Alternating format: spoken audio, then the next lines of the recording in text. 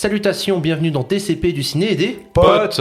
Votre émission bimensuelle de cinéma avec votre équipe composée de Jérémy, Fred, Owen, et il est parmi nous de nouveau. Il est de retour, Julien. Il nous est revenu, Julien. Voilà. T'as été dans un monastère, on peut le dire.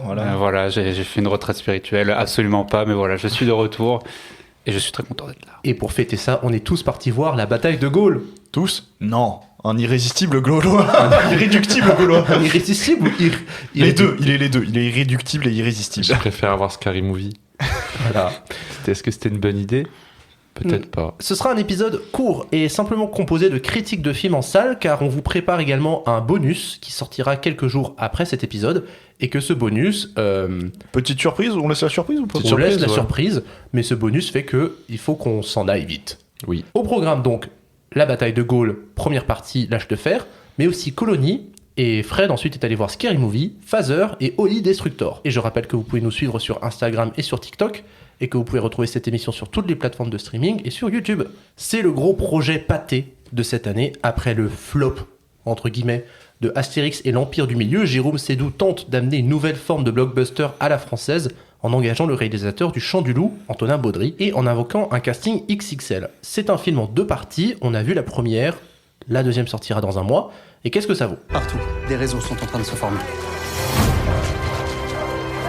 Ils ont la rage au cœur. Ils veulent se battre. La France n'a pas capitulé. Vous n'êtes pas la France! Nous sommes la France. Vous, nous. You chose our side, the side of freedom. You see a child attacked by savages, you step in. La France n'est pas un enfant, Monsieur le Président. Elle a toujours continué à se battre. Juin 1940, la France s'effondre et signe l'armistice.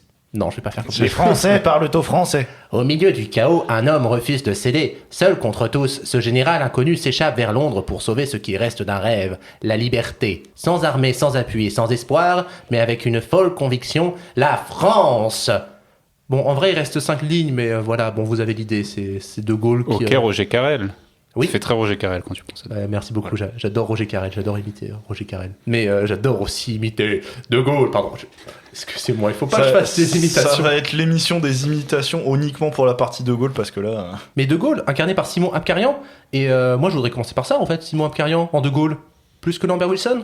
Oh, largement. Oui, largement. Lambert Wilson, je pense que c'était pas le plus adapté en termes de casting. Après, incarner De Gaulle, c'est vachement compliqué. Mais incarner Churchill, dès que t'as des grosses personnalités politiques. Mais ma grosse préférence, ça restera toujours Samuel Labarthe dans la série De Gaulle, l'éclat et le secret, que je conseille aussi vivement. Ok. Voilà. Mais à comparer Lambert Wilson et Simon Abkarian, franchement, ils jouent pas le même De Gaulle non plus. Dans De Gaulle, avec Lambert Wilson, il était plus intimiste que là, t'as vraiment le De Gaulle figure historique. Oui. La carrure De Gaulle, voilà, telle qu'on la voit dans les images d'archives. Et aussi, c'est ce que je voulais vous amener par rapport à... Alors, le Joker des biopics, t'étais là ? Non, t'étais pas là, Julien, pendant le Joker. Là. Mais j'avais dit, à ce moment-là, que faire un biopic sur Napoléon... en soi, surtout ces personnages historiques avant le XXe siècle, on n'a pas des archives vidéo, on peut pas savoir comment ils se déplaçaient, s'exprimaient, alors que là, un monsieur comme De Gaulle, on a vraiment une idée très nette de sa diction, de la manière dont il se meut, et justement, est-ce que c'est pas un peu caricatural finalement dans le film ? Mais je trouve que c'est le but du film, en fait, c'est de mythiser. Je sais pas si ça se dit, mais... D'iconiser, de mythiser De Gaulle, et le film le fait très bien. Tout en le désacralisant à la fois. Oui, voilà. C'est le pari assez compliqué du film, qu'il arrive à faire parfois, des fois non, parce que des fois, en fait, tu rigoles de Gaulle, parce que le film veut te faire rire. Je pense à la scène du moustique, par exemple. Oui. Mais des fois, tu rigoles de Gaulle, parce que le film est lui-même un peu ridicule sur certains aspects. Il a des grands airs à la manière d'un De Gaulle, des grands airs de grande France, mais qui verse un peu vers le ridicule. La caricature, parfois. C'est ce que je disais à Julien en sortant de séance, c'est que le film, il a l'image de la résistance, un peu brinque-ballon, quoi. C'est ça. Mais ça le rend très savoureux. Mais toi, je sais que tu aimes bien les films. Tu aimes comme ces ça. films malmenés de bout en bout. Oui, j'ai beaucoup de... Parce qu'on peut le dire, le gros problème du film, c'est qu'il est malmené de bout en bout sur sa narration, sur son scénario. Le film veut faire beaucoup de choses, c'est-à-dire parler de Gaulle, mais à côté, il est question de la résistance, avec le personnage de Fernand, qui est un peu là pour incarner le résistant qui entend De Gaulle à la radio. Sauf qu'on va à la fois en faire un symbole et en même temps, vous lui donnez quand même une vraie place dans l'histoire en termes de scénario. Mais en même temps, je me suis renseigné après sur ce garçon-là, Fernand, et monsieur l'amiral Darlan. Et effectivement, en fait, ce sont des vrais personnages historiques qui ont pesé dans la balance. Et c'est vrai que la manière dont Fernand est raconté dans le film, c'est presque à part. C'est totalement romancé en plus, du coup. Oui, et aussi, genre, ça semble un peu comme tomber sur un cheveu sur la soupe, le poids qu'il a dans l'histoire, alors que c'est un personnage qui vit sa vie en parallèle de tout ce que De Gaulle fait. Oui, c'est que ça arrive un peu, disons que c'est un peu le grand climax de la fin du film, qui n'est pas vraiment un spoil, parce que si tu connais les historiques, tu sais que Darlan, ce qui arrive à Darlan. Mais en fait, ça arrive un peu sur un cheveu sur la soupe, et voilà, tu sens qu'on essaye de connecter des parties ensemble, et c'est pas forcément réussi. Après, oui. On a vu que la première partie aussi. C'est ça qui est dur de juger un film sur un diptyque. Puis surtout, c'est un film choral un petit peu, parce que finalement, le parcours de Fernand et de Gaulle, il est rejoint aussi par Jean Moulin. T'as tout ce qui se passe à la bataille de Bir Hakeim, où vraiment, finalement, il y a beaucoup de choses qui se passent avec des personnages, alors tout le temps liés par De Gaulle, c'est vraiment lui qui est le squelette du film et sur lequel on revient tout le temps, mais il se passe énormément de choses. Serait-ce que le général Leclerc, quand il fait toute sa partie... Au Tchad. Au Tchad, oui, c'est ça, ouais. Au Tchad, De Gaulle, il n'est pas là, mais il se passe des choses quand même, des choses importantes. Et je trouve que l'ensemble est articulé avec, mine de rien, pas mal de rythme. C'est vrai que 2h40, moi, je les ai pas vus passer. Alors, oui, mais il n'empêche que je rejoindrai Julien sur le fait qu'il y a des histoires qui sont pas forcément nécessaires, mais qui sont obligatoires. Moi, j'avais dans un le peu sens où tu veux, dans le sens où tu veux montrer tous les côtés de la résistance. Moi, j'ai trouvé qu'il y avait un peu un syndrome un Napoléon de Ridley Scott en beaucoup moins appuyé, mais ce côté de il y a tel événement, faut qu'on passe dessus, et ça va tellement vite, et c'est un film qui dure déjà 2h40, j'aimerais que ça prenne le temps de voir les choses. Alors, il y a certains éléments, je comprends que tu passes vite dessus, l'appel du 18 juin, la bataille de Montcornet au début, c'est-à-dire les débuts de Gaulle avant la résistance, la France libre, on va pas y passer 30 ans, c'est déjà le film avec Lambert Wilson qui dure déjà un bon moment, donc c'est skippé en 5 minutes, mais c'est vrai que des fois les événements s'enchaînent tellement vite que tu as du mal à savourer l'instant. Mais en même temps, c'est un film de guerre, c'est un film de... Alors des batailles, il y en a un dans le film, mais c'est un film d'engrenage de monter une résistance, monter des plans contre l'ennemi, et effectivement, il y a... les actions s'enchaînent les unes après les autres. Et ça, il le réussit plutôt bien, c'est justement ce côté De Gaulle est seul, c'est vraiment l'histoire d'un homme, la solitude, c'est-à-dire que tu arrives quelque part, t'as pas d'allié, que tu dois faire valoir ta voix, et ça, il le fait plutôt bien, en fait, dans cette manière de film un peu politique, de couloir, c'est-à-dire que tel personnage rencontre tel personnage, il faut faire telle chose, telle alliance, et ça marche plutôt bien en termes de dynamique. Mais chose qui fait mieux que Napoléon, je reviens vite fait sur ta comparaison, c'est que le film parle constamment de la politique, contrairement à Napoléon, où si t'as pas eu tes cours d'histoire, tu manques en fait tout le sel. Tu sais pas pourquoi il part en bataille. Voilà, et alors que là, le film te rappelle constamment de pourquoi ça s'est fait, et ça le fait de manière plutôt concise et assez... et ça sommaire bien. C'est didactique, mais ça entrave pas le rythme du film. Et je trouve que c'est un exercice de style plutôt bien mené. Finalement, le vrai tard du film, c'est la manière dont il représente ses personnages, la manière dont Jean Moulin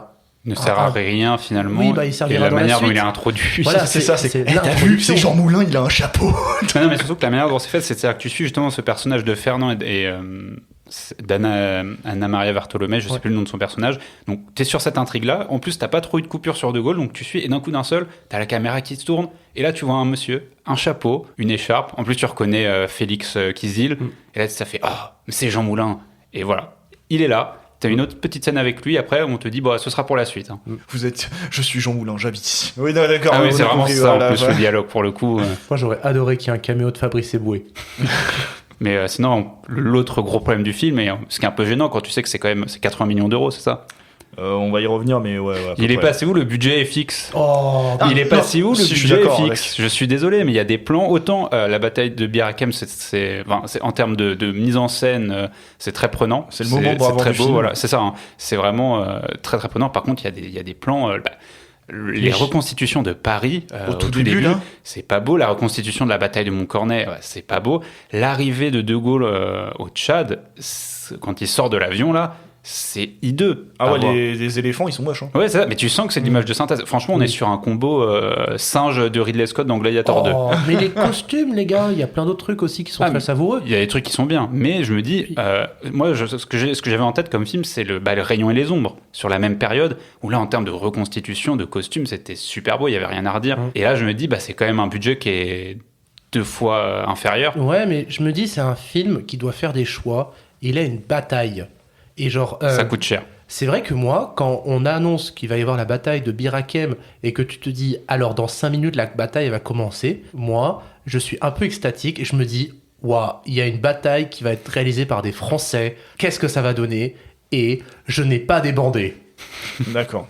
Non mais c'est bien parce que en plus et ça va me permettre d'amener un point différent, c'est que pour t'amener à cette bataille de Bir Hakeim, t'as un peu un côté trailer. T'as l'impression que le film se termine et qu'il commence à te balancer un trailer pour la fin pour le deuxième film. Oui. Et c'est là où le bas blesse pour le film en fait, c'est que la limite entre la bonne idée et le kitsch, elle est très fine, mais elle est largement franchie en fait. Et la plupart du temps, ça rejoint ce que tu disais tout à l'heure, c'est que parfois il en est drôle. Le film en est drôle, mais Malgré lui, en fait. Pas par lui, mais malgré lui. Mais c'est vrai que tu as aussi ces petites séquences là avec des images d'archives qui sont montées un peu dans un style un peu épique avec du son c'est très pareil, fort. ça, autant je trouve qu'au tout début, quand c'est utilisé, ça marche bien parce que ça Oui. te met dedans et c'est marquant parce que quand tu revois justement l'occupation de Paris, tu vois les images d'Hitler dans Paris, tu dis que c'est réel, ça marque. Par contre, quand ensuite tu réutilises ces mêmes images, ça fait un peu cache-misère parfois. T'as l'impression qu'il faut englober, faut donner du cachet historique de la réalité, on te remet des images d'archives. Et c'est un peu le défaut du film, c'est que ça danse sur un peu tous les tableaux. Film un peu politique, film thriller, film de bataille, film de guerre. Ça a du mal à trouver vraiment sa place et en même temps, ça doit satisfaire un gros cahier des charges qui est gros blockbuster à la française. Donc c'est parfois encore beaucoup maladroit, Oui, malheureusement, même si on peut quand même saluer le projet. Mais même jusque dans sa mise en scène, parce que le film, il a plein d'idées de mise en scène, il a envie d'être à la fois intimiste sur certains moments et en même temps extrêmement épique. Genre, je pense à l'image de Fernand qui est au bord de la mer, là, avec cet horizon du pays, enfin cet horizon de la mer en Algérie. Je pense à la bataille de Bir Hakeim. Le plan cigarette, j'ai beaucoup aimé, moi, personnellement. Le plan cigarette. La transition cigarette. Qui ne sort de nulle part, mais t'as aussi la bataille des navires, là, les navires qui s'envoient des obus. Moi, je trouve ça fou comme image. Et là, quand t'as les bateaux qui chavirent et que t'as plein de... Alors, j'imagine que c'est en FX, hein, plein de figurants FX qui courent dans tous les sens. Je me dis, c'est vrai qu'en France, on est souvent reconnu comme ayant des ingénieurs, des techniciens de très bonne qualité. Et c'est pas pour rien qu'on a beaucoup de techniciens qui sont allés aux États-Unis. Bah là, ils sont là, quoi. Et ça en jette, et je trouve que pinailler sur les tanks au début du film, ok, c'est moche sur le coup et tu rigoles, mais bon, après, il y a tout le reste du film. Un projet comme ça, il y en a, ça les emmerde d'avoir des blockbusters en France. Moi, je trouve que ce serait débile de bouder son plaisir et de ne pas encourager la démarche. Après, tu vois, je trouve que c'est bien mieux réussi qu'un Chien 51, par exemple. Largement. Mais moi, il y a un côté un peu frustrant, parce que c'est quand j'ai vu l'annonce de ce film, forcément, vu la période historique, vu le personnage de Gaulle, moi, je suis très friand. Et forcément, quand tu sais le budget, que tu sais tous les humains qui ont été mis dedans et que tu te dis, putain, il manque encore plein de choses pour que ça atteigne, pas une perfection, mais vraiment une qualité où tu dirais, c'est vraiment un bon film, c'est frustrant. Bah oui, parce que, en fait, niveau action et tout, je parle pas de tout ce qui est scénar, hein, je parle vraiment de purement mise en scène dans l'action, etc. C'est un film américain mid, quand même. Oh, c'est méchant! C'est pas méchant, mais j'ai pas envie d'être méchant avec le film, parce que justement, j'ai envie d'encourager cette démarche. Mais c'est... Alors, tu dis que t'as pas débandé pendant la séquence de Bir Hakeim, alors oui, elle est très bien, mais je suis pas non plus comme un fou devant, quoi. Oui, c'est correctement filmé. Bon, c'est vrai que c'est pas aussi dingue que le Chant du Loup, mais c'est cool. Ah là où le Chant du Loup, vraiment, c'était une bonne claque. Le Chant du Loup, c'est un niveau au-dessus, hein, je l'accorde. Mais moi, je pense que le film est un peu pris justement au piège de... il veut faire... tu dois faire Bir Hakeim, et Bir Hakeim, ça va durer 25 minutes dans le film, donc tu mets une partie du budget là-dedans, et ensuite tu dois faire d'autres choses dans le film, donc tu peux pas te concentrer pleinement sur quelque chose et en tirer sa qualité maximale. Mais il y a des très bonnes choses à en tirer, comme on a dit. Hein. Moi, la performance de Simon Abkarian, l'iconisation qui en est faite du personnage de Gaulle, avec ses répliques à Chuck Norris Fact. Ah ouais. C'est savoureux quand même à un certain moment. Puis on a tous hâte, malgré les défauts, on a quand même tous hâte de voir la suite, je pense. Oui, il y a quand même cette attente-là, finalement, où tu te dis, tiens, c'est dommage, j'ai envie de... Tu vois, franchement, le film aurait continué, ça m'aurait pas dérangé. Ouais, voilà. j'aurais pu enchaîner aussi, parce que le film reste prenant. Mais Alice et Quentin étaient avec nous et Alice, elle a tenu le même discours. Elle a dit, si là on propose de regarder la deuxième partie maintenant, je suis là quoi. Donc, d'une certaine manière, pari réussi. Ah bah oui. Pour le côté blockbuster, C'est pas un chef-d'œuvre, c'est pas le grand film pâté de la décennie. Par contre, c'est un blockbuster tout à fait entreprenant, généreux. Et encore une fois, ce serait bête de bouder son plaisir. Oui, c'est honorable, c'est honorable. C'est honorable et moi j'en redemande. C'est pas le conte de Monte Cristo non plus, Ouais. c'est meilleur que 13 jours, 13 nuits, parce que tu parlais de l'ambition pâtée, mais le film comme ça de l'année dernière, c'était 13 jours, 13 nuits qui a fait un immense flop, Ouais. genre voilà.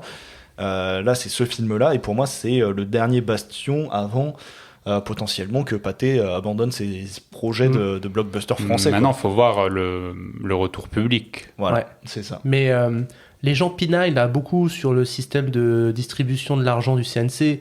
Sur oh là là, Moi, maintenant, quel plaisir de voir Disney Plus financer des films Aïe, aïe, aïe. français, où en plus de ça, on critique les Britanniques et les Américains. Ouais. Mais Je boude pas mon plaisir de voir ça. c'est typiquement les gens qui disent ouais maintenant le cinéma ça sert que à faire des gros cachets à Christian Clavier. Bah Non.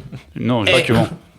Justement, c'est parce que tu as... Après, là, on change de débat, mais c'est justement parce que tu as le CNC que ça évite d'avoir que des films avec Christian Clavier. Mais voilà, protéger le CNC. Et c'est surtout que voilà, on s'est un peu marré, mais quand tu vois le nombre de régions qui ont participé au financement de ce film, bah tu te dis que c'est quand même un projet national, tu vois, c'est pas un projet parisien. Oui, puis ou c'est quelque un- chose c'est un comme un chien film 51. C'est un film purement français sur la fierté d'être français, quoi. Et ça, c'est un tout autre débat politique, mais genre c'est un film qui te raconte vraiment, bah voilà, la France libre, c'est ça notre héritage dans notre histoire.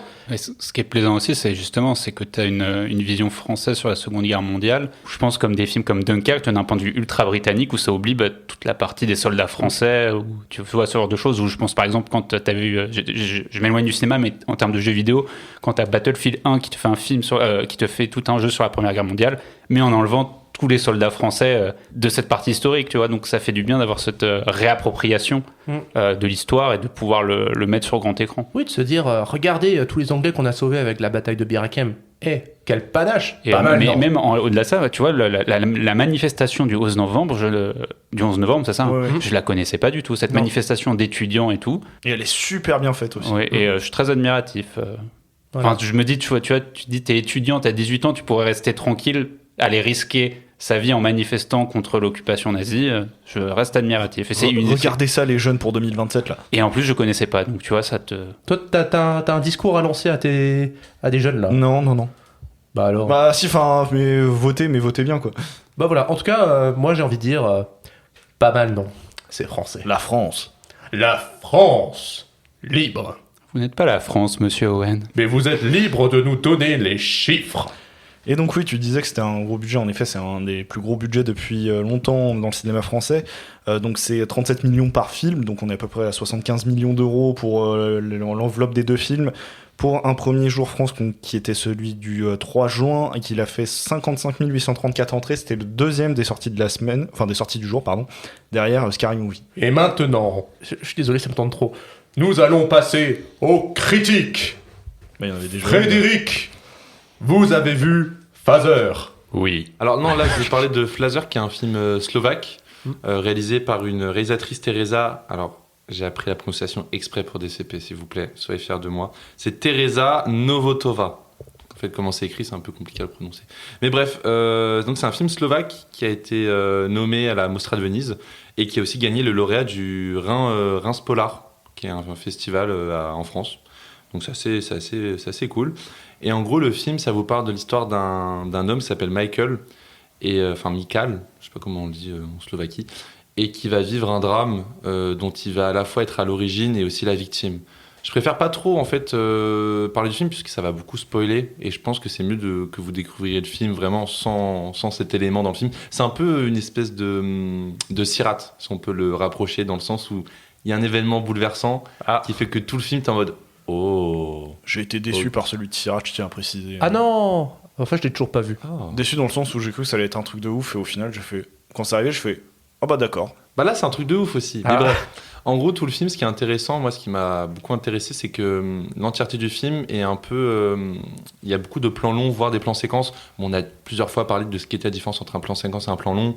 Là, en soi, il y a des moments où ça cut, donc c'est pas forcément des plans séquences, mais vraiment, c'est vraiment des plans longs en mouvement, avec beaucoup de grues qui s'attardent sur les visages des personnages, sur les décors, etc. Et en fait, ce que j'aime beaucoup dans le film, c'est que on pense beaucoup le plan long, le plan grue, souvent en termes de mise en scène, donc qu'est-ce que ça donne comme effet, mais on réfléchit jamais à la relation qu'a le spectateur avec le plan long. Et moi, j'aimerais mettre une hypothèse, c'est qu'en fait, quand on a un film d'action avec des plans longs, des plans séquences, bah, comme il n'y a pas de cut, on va souvent directement se dire, bah, en fait, ce qu'on voit est vrai, quoi. Il y a une espèce un peu, alors, je caricature un peu, mais il y a une espèce un peu de cinéma-vérité avec le plan long qui n'est pas cuté.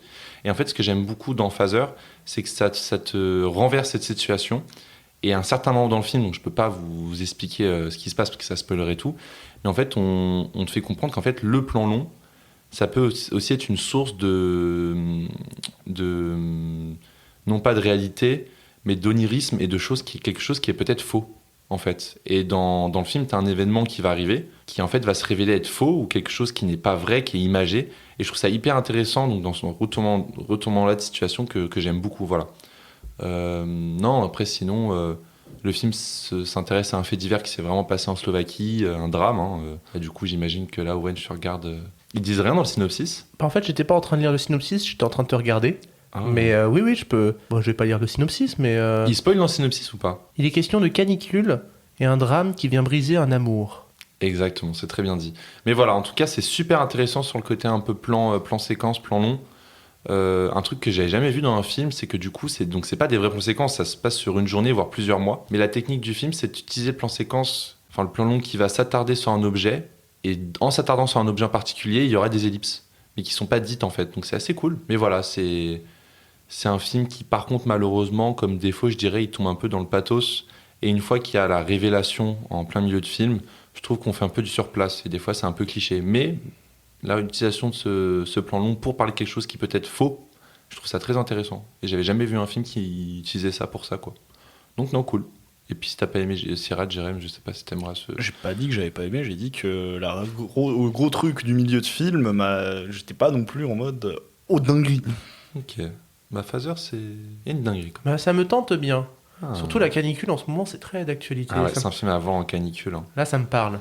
C'est un film à voir en canicule dans une salle climatisée. C'était une bonne salle climatisée, heureusement. Ah, ça fait plaisir.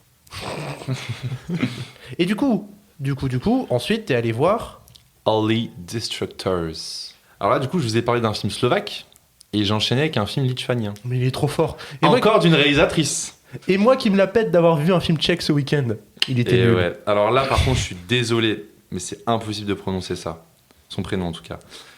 Ice-T Zegulit. Je suis sûr que phonétiquement, t'as noté Ice-T. J'ai noté. Ice-T Zegulit.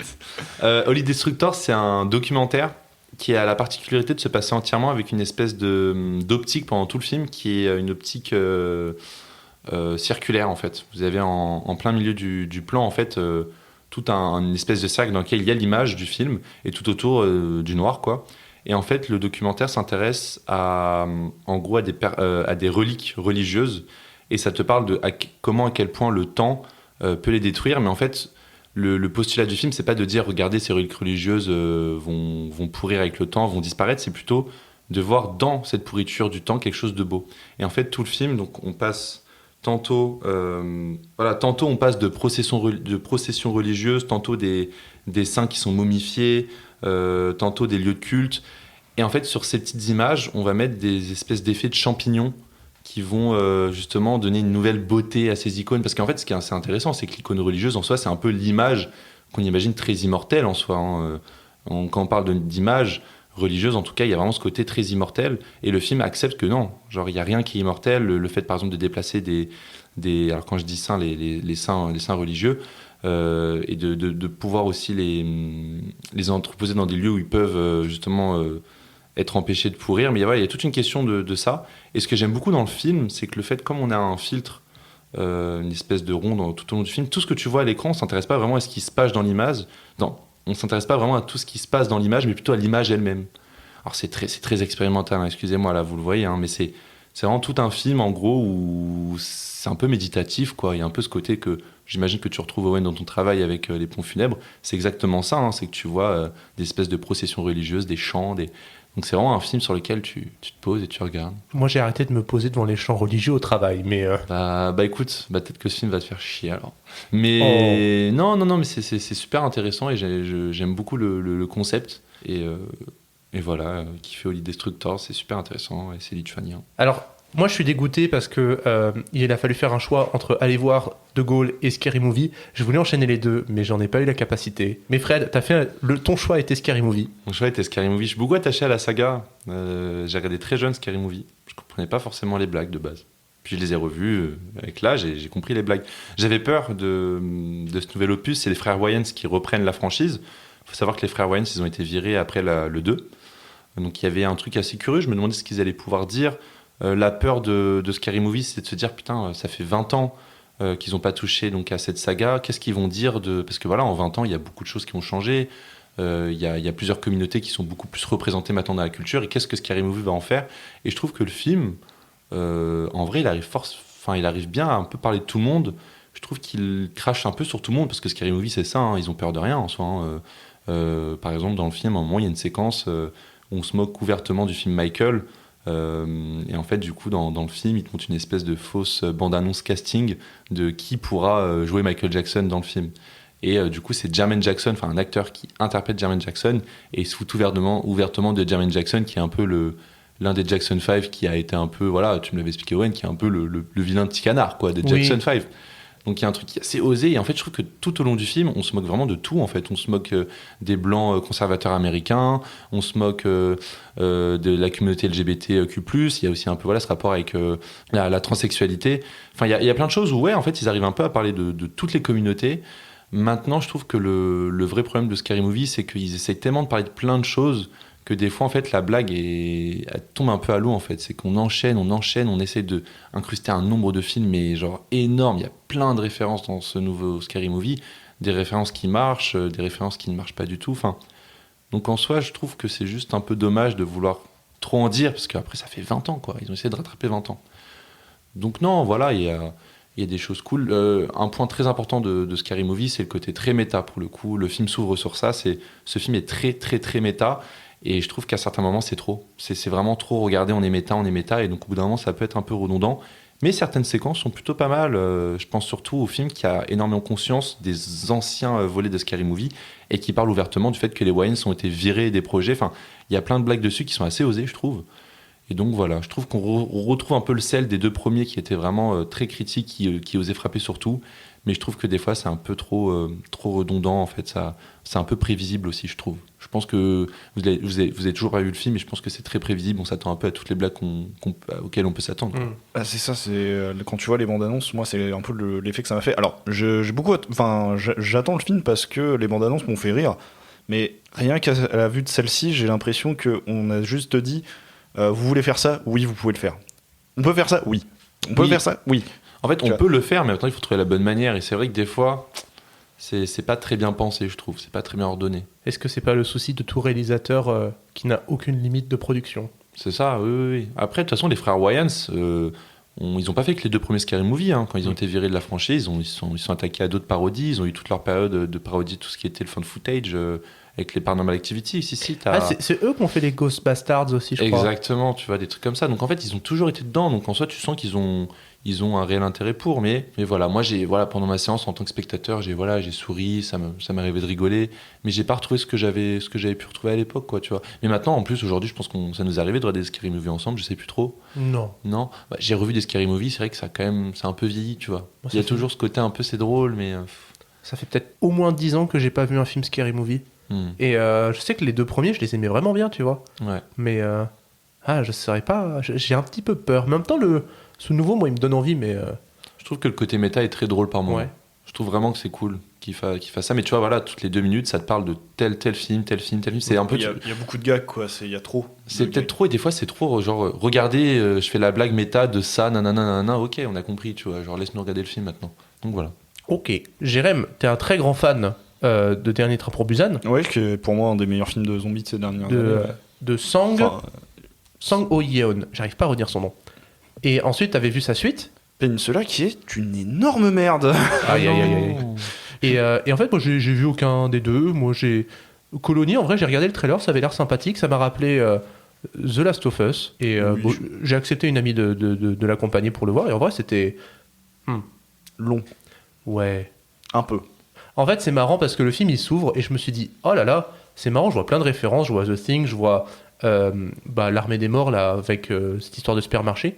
Et surtout, je me suis dit c'est rigolo. C'est un film de zombies intelligents. Les personnages sont intelligents. Ils parlent de concepts, de la fourmilière, de plein de trucs et le film instaure plein de super règles par rapport juste aux zombies parce que c'est une maladie bactérielle terroriste qui est lancée dans un intermarché. Enfin, Non, dans une grande tour. Sinon, on va croire que c'est l'Intermarché du coin. Là. Oui, dans une grande tour commerciale plutôt.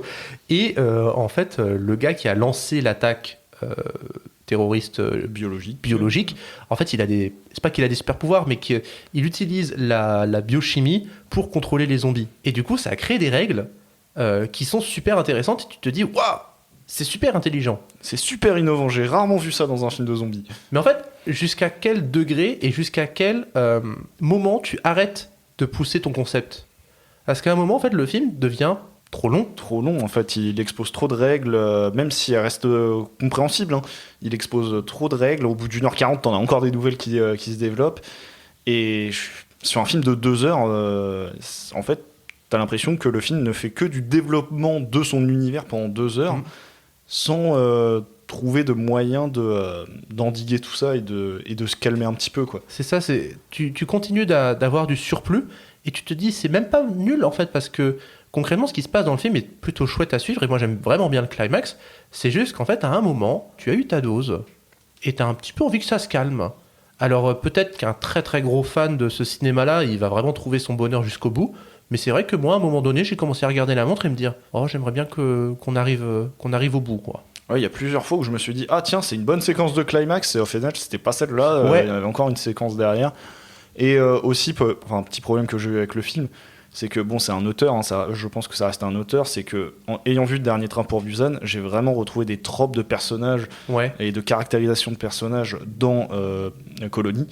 Et du coup, je me doutais un peu de ce qui allait advenir de certains personnages, bien qu'il arrive à faire quelques surprises sur le sort de certains personnages, mais sans spoiler. Mais encore une fois, genre il y a des situations que tu vois pas souvent dans les films de zombies, t'as des concepts qui sont rigolos, t'as une manière d'approcher la question juste du zombie d'un point de vue sociologique qui est bien trouvée. Maintenant voilà, c'est toute une histoire de dosage, de divertissement qui fait que le film à un moment donné, c'est pas qu'il te saoule, mais passons à autre chose. Par contre, ça me rappelle bien The Last of Us et Pourquoi ça te rappelle The Last of Us? C'est le côté un peu fluide, organique. Moi, j'ai ouais, vu ça dans la bande-annonce. Ouais, genre t'as vraiment ce bâtiment qui progressivement, l'environnement, les zombies sont très pas gluants, mais Bah, en fait, quand ils se font infecter, ils vomissent une bile bizarre. ouais, qui se propage, une bile blanche, qui ressemble beaucoup au cordyceps en fait dans The Last of Us. Et vraiment, à un moment, t'as des salles où vraiment, littéralement, c'est des salles où t'as plein de champignons partout, et t'as les zombies qui sont incrustés au mur, et t'as des zombies qui commencent à s'assembler ensemble. Et à ne former plus qu'un groupe un peu qui a les mêmes infos, Voilà. qui commence Le à roi des partager rats, quoi. qui commence à partager les infos grâce à ce fameux truc, Oui. qui est du coup là moins inspiré du cordyceps que là on parle plus du blob au début du film, je Oui. crois. Voilà. Et c'est intéressant parce que j'ai l'impression que quand je pense à des films de zombies, il y en a aucun qui parle vraiment de ce côté, tu sais, il y a une phobie un peu chez beaucoup de gens qui les rébutent, c'est la salive, Ouais. ou le côté un peu qui se propage, le fait qu'un virus, ça se propage avec plusieurs personnes, enfin voilà. Bah, c'est surtout l'idée que les zombies sont tous liés organiquement et que quand il y en a un qui comprend par exemple qu'un mannequin n'est pas un humain, et ben tous les autres vont comprendre que les mannequins ne sont pas des humains. Donc plus tu avances dans le film, plus les zombies sont intelligents et ne tombent pas dans les pièges que les personnages pouvaient avoir. Et en fait, ça ferait un super jeu vidéo. Oui. Voilà. C'est le même Mais- truc que Hokum. Exactement. Mais en fait, je trouve ça trop bien parce que le truc de zombie, on oublie souvent que ce qui était génial avec The Last of Us, c'est que ça s'intéressait vraiment à un vrai champignon, le cordyceps, le côté avec les insectes. Et pour moi, parler des zombies en tant que groupe est plus intéressant que d'imaginer des zombies seuls à seuls. Ouais. Tu vois, Mais C'est ça les films de zombies pour moi aujourd'hui. Donc pour moi, Colony, ça avait l'air d'être un film important en fait pour le genre du zombie, non? Mais en même temps, tu vois, les questions de attaque biochimique terroriste, je trouve ça un petit peu terrifiant comme idée. Mais après, je pense pas que ça va faire un grand film d'horreur à l'échelle du monde. Après, je pense que dans le cinéma coréen, oui, c'est un bon film. Bah après, c'est dommage que je trouve qu'il se restreigne à un huis clos. Parce que j'aurais trouvé ça super angoissant de voir un peu comme dans Dernier Train pour Busan, que tu vois qu'il y a tout le pays qui est infecté en fait. Et ouais, bah, je parle, alors j'ai pas vu le film, mais tu vois, quand tu me parles de huis clos, il y a un peu alors, côté rec. Du coup, ça ajoute à l'angoisse et au fait de tiens, ils peuvent pas sortir, faut qu'ils se démerdent comme ils peuvent. Mais je sais pas, le fait. Il y a un côté rec, Vite fait. cloisonné dans un bâtiment. Avec, C'est un huis clos, quoi. Avec le monde qui regarde autour et de se dire que si jamais il y a un zombie qui sort, aïe aïe aïe. Oui, c'est ça, mais c'est dommage. Je trouve juste que de se restreindre à ça, c'est un peu dommage. Juste ça. Est-ce que ça joue au moins sur ça, sur cette claustrophobie des lieux, sur un fait qu'ils doivent voyager d'étage en étage, parce qu'il y a un jeu sur les décors, parce que c'est ça qui est intéressant. Oui, il y a des utilisations de couloirs, de monte-charge, d'ascenseurs. Non, c'est assez bien trouvé. Genre la cartographie du bâtiment, il est assez bien utilisé. C'est un bon moment. Par contre, où tu sens bien qu'il construit un univers et que ce sera pas le seul film avec ce concept de zombie, parce que tu sens bien qu'ils vont faire d'autres de films sur ces zombies-là. Qu'ils ne refassent pas comme Peninsula, quoi. Enfin, c'est juste ça. Bon, allez. Colony, du coup, ça avait du mal un peu à se terminer. Comme nous, on a du mal à terminer des CP à chaque fois. Voilà, donc, mais sauf que là, vu qu'on est pressé, on va y aller. Bon, est-ce qu'on le dit, notre bonus ? Allez, on peut le dire, c'est la fin de l'épisode. Ouais, Vas-y. Si les gens écoutent jusque-là, c'est qu'ils ont envie de savoir. Bon, écoutez, on va interviewer un réalisateur, ça va être plutôt chouette. On dit pas encore lequel. Ouais, on va laisser quand même cette surprise-là. Mais il a eu l'amabilité de partager nos stories Instagram et de nous liker. Et donc, vous pouvez aussi le faire. Et vous pouvez partager nos stories Instagram et on viendra vous interviewer. Voilà, n'importe qui. Voilà. Même réalisateur amateur, acteur amateur. Même ma maman, tu vois. Même ma maman, ouais. Voilà. Tu partages, maman, et je t'interviewe. Ok. Mais t'es pas ma maman, Fred. Mais je veux bien, franchement, ta mère qui parle de Robert Redford, moi je veux bien. Hein. Ah, C'est un j'avoue. concept, hein, nos darons qui parlent d'acteurs qui kiffent. J'avoue, on fait des interviews de nos mamans sur leur crush de cinéma. Hein, Il y a un vrai concept. il y a un concept. Bon, en attendant, on va y travailler. Vous pouvez nous suivre sur toutes les applications de streaming, sur Instagram, sur TikTok, YouTube. Des bises. Je vous fais tout le temps des bises. Oui, tout Bisous. le temps. Bisous. Et à la prochaine. Et à dans 2 semaines. À dans 2 semaines. À dans oui. 2 semaines, Julien. Oui, à dans 2 semaines, Julien. Il est là. Il est revenu.